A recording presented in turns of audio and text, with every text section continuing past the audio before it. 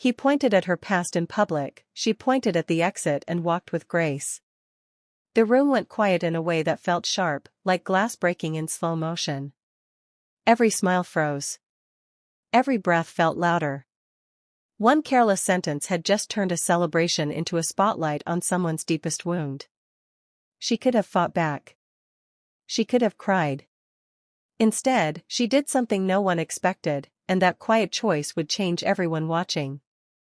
Before the story begins, if you enjoy emotional stories that remind us of humanity, kindness, and quiet strength, please take a moment to subscribe, like, and share your thoughts in the comments. This is Heartfelt Moments, and your support helps us keep these stories alive. The dinner was meant to be simple. A small gathering at a downtown restaurant in Ohio, the kind with warm lighting, brick walls, and handwritten specials on a chalkboard.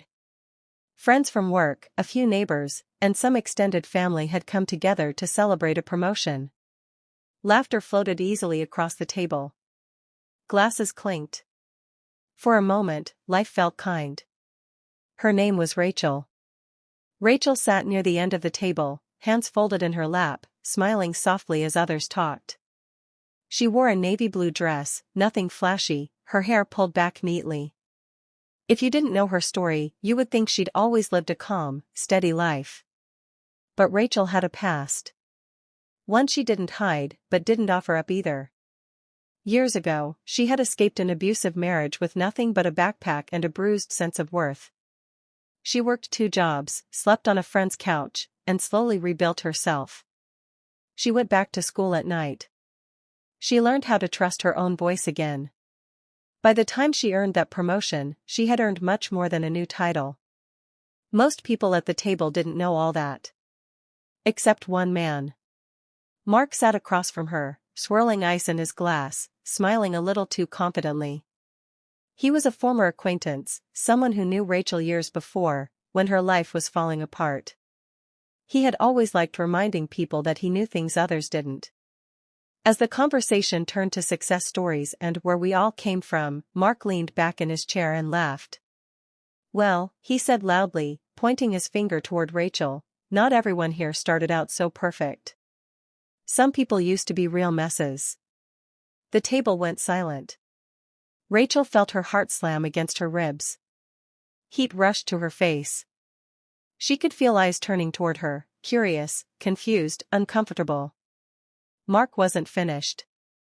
"Remember when you didn't even have a place to live?" he added, chuckling. "Crazy how things turn out, right?" He thought it was a joke. In that moment, Rachel stood at a crossroads. She could explain herself. She could defend her story.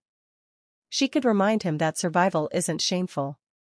Every word lined up in her mind, sharp and ready. But then she remembered something her therapist once told her: "You don't owe your pain as entertainment to anyone." Rachel slowly placed her napkin on the table. Her hands were steady, even though her chest felt tight. She stood up. Mark smirked, thinking he'd won. Rachel didn't raise her voice. She didn't glare.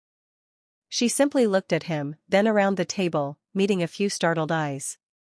"My past is not a punchline," she said calmly. "And I choose where I'm respected." She pointed gently toward the exit. Then she walked. The door closed behind her with a soft sound. No slam. No drama. Inside the restaurant, something shifted. No one laughed.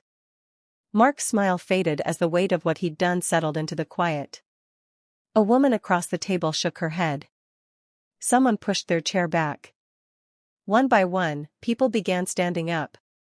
Within minutes, half the table followed Rachel outside. She stood on the sidewalk, the evening air cool against her skin, trying to steady her breathing.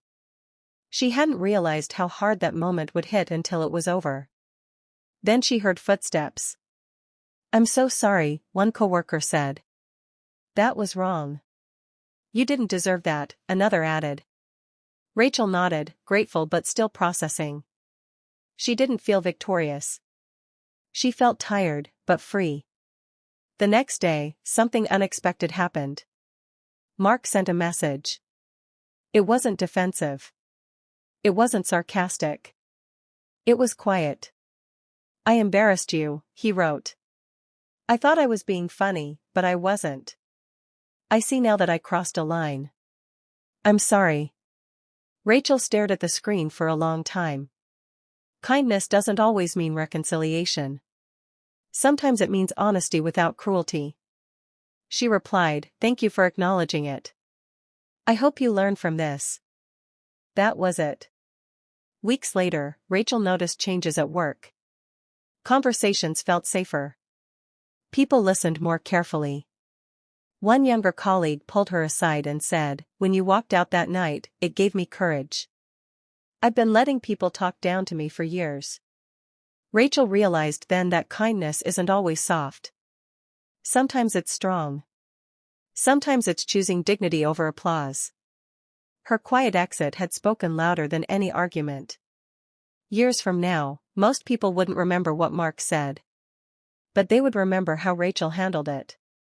They would remember the grace of someone who refused to let their worst chapter define their worth. And Rachel? She kept walking forward. Not angry. Not bitter. Just lighter. Because kindness doesn't mean staying where you're disrespected. Sometimes, kindness is knowing when to leave, with your head held high.